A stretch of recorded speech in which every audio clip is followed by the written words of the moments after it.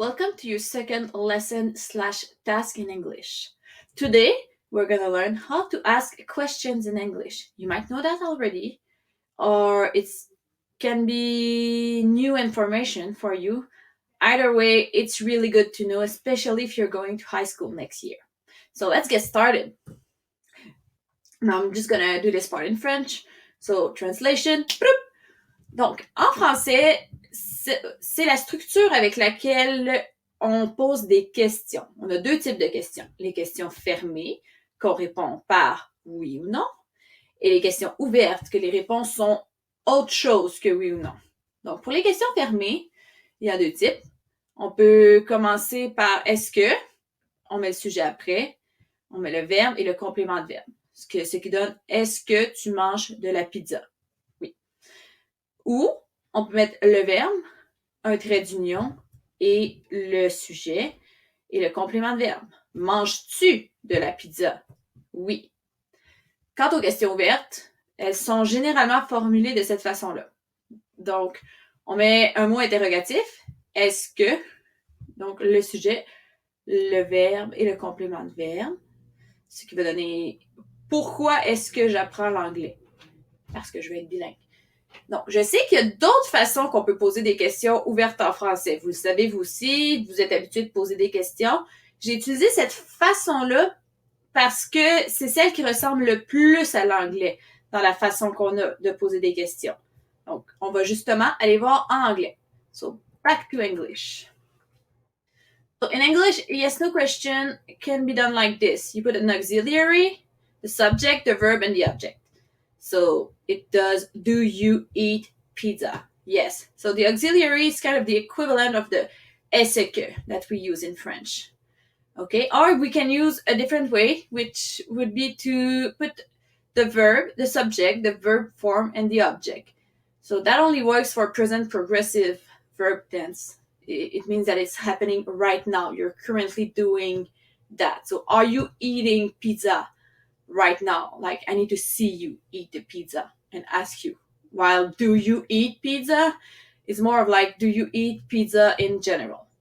Okay, so those are for yes no question. For the question about the subject or the object, okay, so that you can answer by something else than yes or no. So you put a question word, an auxiliary, the subject, the verb, and the object. Why do I learn English? Because I want to be bilingual. See how that's similar?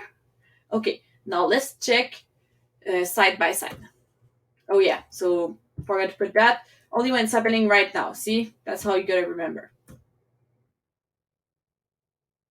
Okay, so side by side, you can really see how similar it is. Okay, for yes no question with the est-ce que, like it's the same order, same colors, just as you can see in the PowerPoint. Okay, so est-ce que are the auxiliary, sujet, verb, complement, or object. Okay, you see, est-ce que tu manges la pizza? Do you eat pizza? Pretty much the same order for yes no question.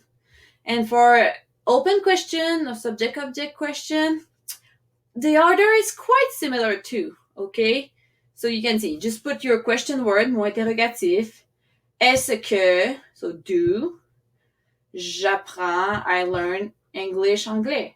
See? Pretty much the same. You just need to remember that it's the structure in French with est-ce que that is really similar to English to ask question, okay? Not the other structure, okay? Good. One little acronym that I like to remember how to ask questions in English is EQDSV. So, which means a question word, do or does, subject, verb, and object. So you only use does if your question is at the third person subject. So like a name or he, she, or it. Like, where does she live? That would be a good example. Okay, so if you remember those letters in that order, you should be good to ask open question in English. So let's go next. So this is a short list of question words that you can use. So you have what, looking for an object, concept, notion. So what does banana means? means banana. Okay, which when you're choosing between two options. Where when you're looking for a location or a place. When you're looking for a time. Why when you're looking for a justification because blah blah blah. How when you're looking for an explanation to do something. How do you do it? Okay.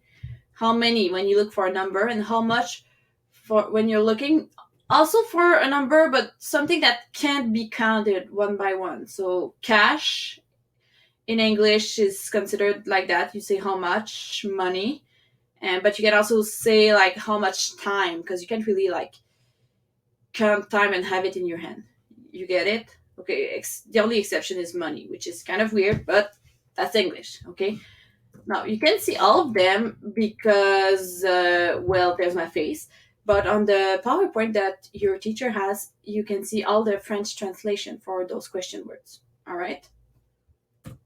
So your task for today is ask a nurse. So one of my good friend is a nurse. So she's currently working at a hospital, and your job is to ask her 5 questions. Okay, you can ask about the pandemic, COVID-19. She's fine with that.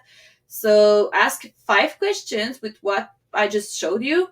Okay, and at least 3 of those must be open question that you can answer with something else than yes or no. You can have 2 that are yes or no question. Okay, and just like I wrote, gory and violent question won't be accepted. You have to keep it safe and okay for school. Okay? So you write those down, and my friend will pick some of the questions. Not sure how many she'll feel like picking, and she'll reply to those questions in the next video for next week. Great? So here's a brainstorming template that you're going to be able to use on the PowerPoint copy that your teacher has for questions that you can ask my friend who is a nurse. All right, so just use that, have fun, and that's it for me right now. Bye!